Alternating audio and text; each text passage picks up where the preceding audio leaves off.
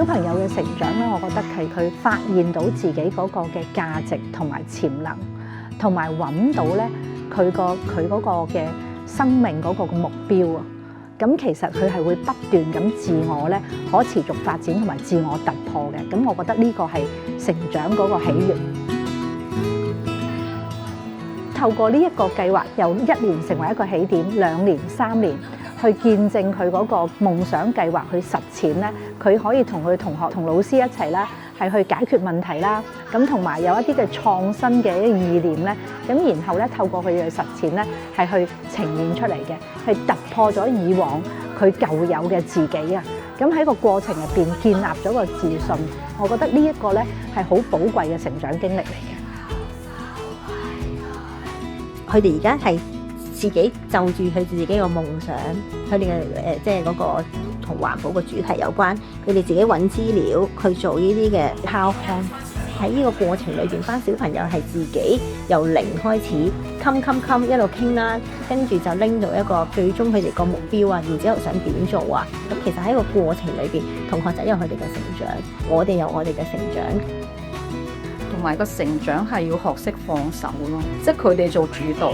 我哋係背後陪住佢嘅。佢有啲咩理念去提出嚟嘅時候，遇到啲咩困難，我哋都唔會直接話俾佢聽個解決方法係乜嘢，只係用唔同嘅方式去引導佢自己去揾出個答案。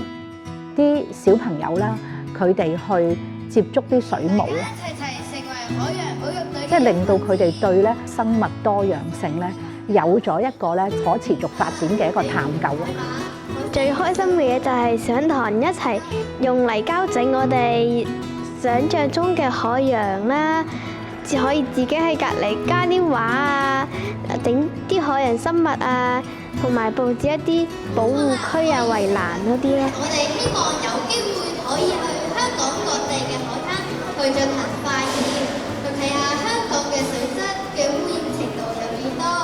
完成咗呢個水務項目之後咧，其實我見到同學咧最令我感動嘅位就係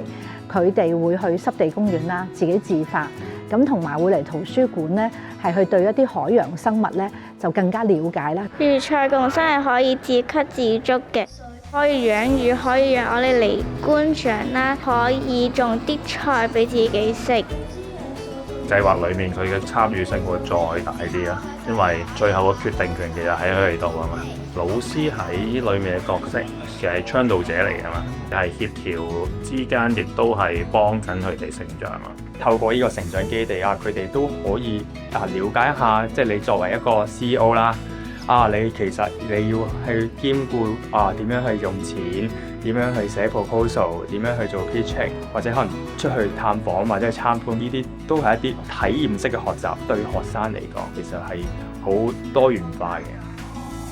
透過每一次嘅互動啦，佢哋嘅小組討論啦，同埋分享啦，咁都可以睇到佢哋由本身可能好被動唔出聲嘅，或者係淨係坐喺度睇其他同學喺度講嘢，到慢慢可以開口去講，其實呢個可以睇到佢哋主動性真係增加咗。咁其實透過呢啲項目咧，令到小朋友咧佢更加明白乜嘢係生命嘅意義，生命嘅價值係點樣傳遞同埋建立咧？呢啲唔係靠一啲講大道理得到嘅，係靠呢一啲咧實際佢真係要參與呢啲嘅項目，係好實實在在咧，係令到佢哋真係建構到佢嗰個嘅人生觀啦，甚至佢嗰個嘅生涯規劃嘅取向咧，都有機會係而家種下嘅一粒種子咧，令到佢哋萌芽，咁可能有一日咧，佢哋會成為參天大樹嘅。我覺得呢個就係一個嘅教育嗰個價值同埋意義所在。